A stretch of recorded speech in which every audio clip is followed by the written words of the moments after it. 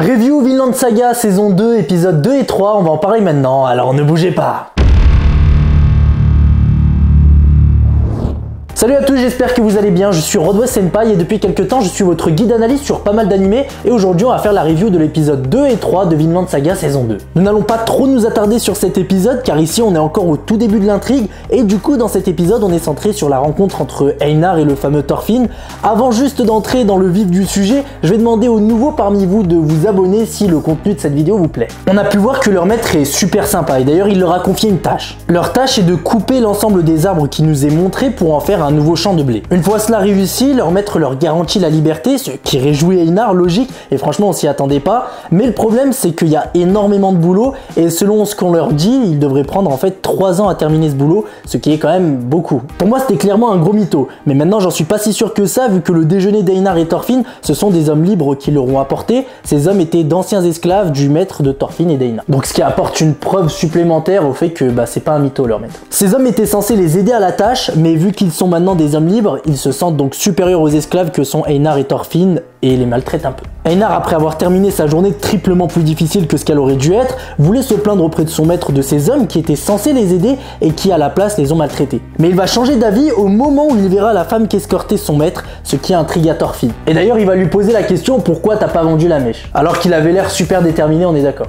Le lendemain, on voit que tout le monde se tue à la tâche sur les champs de blé du propriétaire, et même le propriétaire. Ce qui montre un peu son côté humble, parce qu'on est d'accord qu'il n'est pas du tout obligé de faire ça. À ce moment-là, on a l'occasion de découvrir le fils du maître, Ormar, qui bosse aussi, mais qui fait pas exactement ce que son père lui demande, ce qui va créer une petite embrouille père-fils. Pendant cette dispute, on apprend que c'est Ormar, le fils du maître, qui est censé reprendre la ferme après son père. Mais il en a clairement pas envie, lui veut devenir un guerrier. Ensuite, Ormar nous explique que son objectif est de partir en Angleterre pour rejoindre l'armée du prince Knut. Knut qu'on connaît tous grâce à la saison 1. Après ça, Einar nous fait part d'une de ses réflexions, lui qui a vécu les horreurs de la guerre, au vu des propos d'Ormar, le fils du maître. Selon lui, Ormar devrait prendre la succession de la ferme sans discuter, car pour lui, ceux qui combattent ne sont que des sauvages. Et cela est assez ironique, étant donné que, bien sûr, sans le savoir, il fait part de cette pensée à un homme qui a grandi sur les champs de bataille, un homme qui avait comme père un grand guerrier aussi. Cette ironie est d'autant plus grande quand on se rappelle que dans le premier épisode de cette saison 2, Einar voulait se former au combat pour affronter de potentiels ennemis. Einar ajoute que les guerriers sont tout simplement des monstres, des bêtes revêtues d'une peau humaine. Comme on a pu le remarquer, Thorfinn, en entendant cela,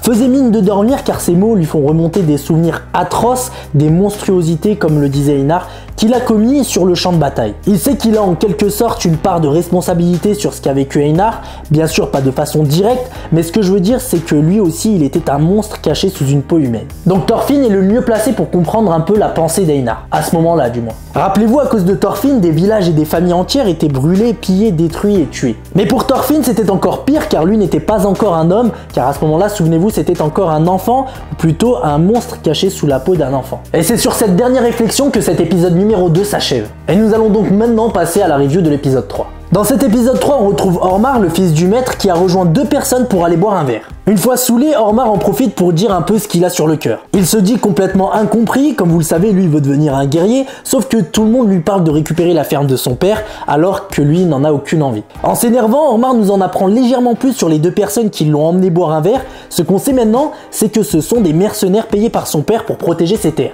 Et donc cela suggère qu'il y a de potentiels ennemis qui peuvent menacer ces terres au cours de cette saison, donc on pourra peut-être voir ça. À ce moment-là, Ormar décide de les provoquer un peu, car pour lui ils servent complètement à rien, ce à quoi ils vont répondre assez violemment, on va dire. À la suite de ça, Ormar est mis à terre en moins d'1 seconde, et une fois à terre, il se met à chialer comme le mioche qu'il ne veut pas être. Ce qui est assez ironique car à la base, il veut pas être traité comme un mioche. On a bien compris qu'Ormar veut être traité comme un adulte, et ces 2 mercenaires, pour répondre à sa demande, vont lui proposer de faire quelque chose pour y remédier. Pour ces mercenaires, devenir un homme, c'est connaître l'expérience du meurtre, car après avoir tué quelqu'un, on se sent beaucoup plus confiant selon eux, et ce serait bon pour lui. Selon le mercenaire qui lui parle à ce moment-là, lorsque l'on découvre à quel point le corps humain est fragile, on n'a plus peur de personne et cela change une personne à jamais. Et pour lui, c'est comme ça que les hommes deviennent adultes. Le mercenaire lui propose donc d'éliminer ce qu'il y a de plus facile en ce temps, et surtout pour un novice, et il s'agit d'un esclave. Et le lendemain, il décide donc d'aller rendre visite à Einar et Thorfinn. Mais avant ça, on retrouve Einar qui vient de se réveiller, et quelques minutes après son réveil, il entend un affreux cri. Des cris qui ont l'air de provenir de Thorfinn, qui était en fait en plein cauchemar. Clairement, on voit bien que Thorfinn va mal après les événements de la saison 1. On voit à travers son comportement que les événements, encore une fois, de la saison 1 l'ont vraiment affecté de façon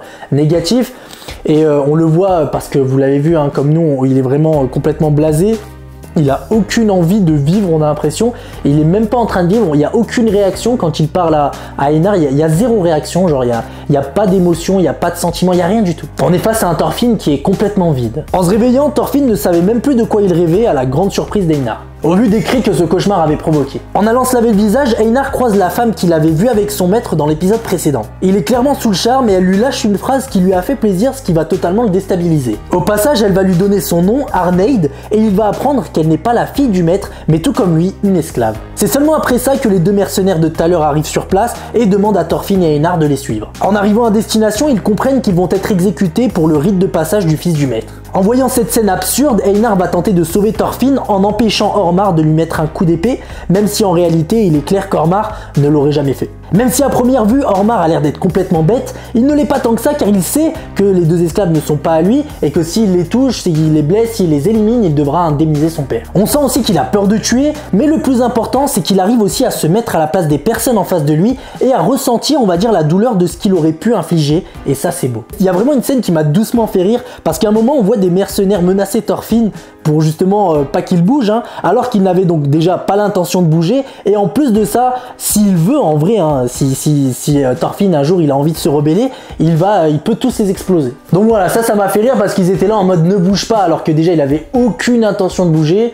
Et ensuite, il y a le fait que s'il veut, je pense, Thorfinn, il prend vraiment tous les mercenaires sur place. En voyant Einar risquer sa peau, Thorfinn propose aux mercenaires de l'éliminer lui, et il promet en quelque sorte de ne pas bouger, de ne pas broncher et de pas se débattre, quoi. Donc de se laisser faire. En écoutant la proposition de Thorfinn, un des mercenaires est assez intrigué et va lui demander s'il se rend compte de ses paroles. Il lui dit aussi qu'il ne peut pas le laisser dire de telles choses, étant donné qu'en tant que guerrier, si les hommes n'avaient plus peur de la mort, eux, les guerriers, ne gagneraient plus d'argent, car selon lui, c'est parce que les hommes ont peur de la mort qu'il a du travail et qu'il peut donc gagner sa vie. Il ajoute que tout le monde a peur de la mort, et ça sans exception, et qu'au final c'est tant mieux car comme on le disait juste avant, il n'aurait plus de quoi se nourrir dans le cas contraire. Pour lui prouver qu'il est comme tout le monde et que lui aussi a peur de la mort, il commence par lui mettre un coup d'épée, puis deux, puis trois, et ainsi de suite. Au même moment, on fait la connaissance d'un tout nouveau personnage qui pue le perso bien badass. À l'arrivée de ce tout nouveau personnage, Thorfinn est tailladé de tous les sens devant les yeux d'Einar. Malgré toutes ses blessures, Thorfinn ne bronche pas une seule seconde, il ne cligne même pas des yeux, et même sur des coups portés au visage, ou même à proximité de ses yeux. Tout cela semble impressionner ce nouveau personnage qui a tout de suite décelé en Thorfinn quelque chose d'incroyable.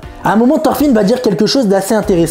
Donc des phrases qui reflètent entièrement son état d'esprit, sa façon de penser, et ce qui montre à quel point il a été frappé par les événements de la saison 1. Il demande à son assaillant pourquoi devrait-on craindre la mort. Il lui demande aussi si on vit, est-ce que c'est simplement par peur de mourir. Et pour finir, il lui demande est-ce que vivre ça apporte quelque chose de bon. Toutes ces questions n'ont pas eu de réponse de la part de son assaillant, lui qui dit que justement tous les hommes ont peur de la mort, il n'a pas su répondre à ces trois questions. D'ailleurs ces trois questions ont laissé un peu bouche bée l'ensemble des mercenaires et son assaillant, qui avait jusque-là l'air d'être bien sûr de lui. Thorfinn répond à ces questions en disant que la vie ne lui a rien apporté, qu'en ayant vécu jusque-là, jusqu'à donc aujourd'hui, il n'avait jamais connu la moindre joie. En entendant cette dernière phrase, son assaillant lui coupe un bout d'oreille et s'apprête à lui crever un œil. Mais juste avant ça, l'homme dont on avait fait la connaissance quelques minutes auparavant lui demande d'arrêter sur le champ.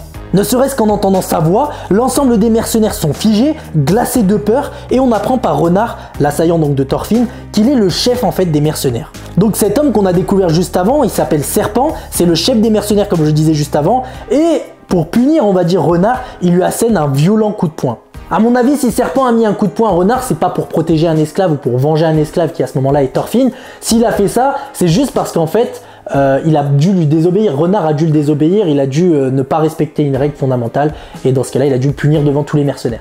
Donc voilà. Après ce coup de poing et surtout la découverte du fait que Serpent est le chef des mercenaires, l'épisode se termine. Je veux juste m'arrêter sur cette dernière scène 2 secondes avant qu'on en termine. A mon avis, ce nouveau personnage, Serpent, a décelé quelque chose chez Thorfinn et va peut-être par la suite lui redonner goût au combat ou alors lui donner l'opportunité de ne plus être un esclave et redevenir le guerrier qu'il était. Cet homme sera peut-être le moyen pour Thorfinn, après avoir bien sûr réglé ses problèmes psychologiques, de retrouver l'intrigue principale et la menace qui plane autour de cette saison. A mon avis, Thorfinn aura du mal à s'enlever cette façon de penser. On a bien vu lors de son monologue qu'il se pose encore plein de questions sur le sens de sa vie et ça va être être très dur de le faire changer d'état d'esprit étant donné son vécu et les événements passés. En tout cas, il est clair que tout ce qui se passe jusque-là va en direction d'une sorte de renaissance et d'une rédemption au vu du mal qu'il a fait pour atteindre ses objectifs, et tout ça, on le découvrira donc au fur et à mesure des épisodes de cette saison 2 qui commence malgré tout à démarrer. Voilà, c'est tout pour moi les potes, j'espère que cette vidéo vous aura plu. Si c'est le cas, n'hésitez pas à la liker, c'est hyper important. N'hésitez pas à vous abonner si vous êtes nouveau, histoire qu'on soit de plus en plus nombreux. On se dit à très bientôt pour une prochaine vidéo. Allez, ciao les potes!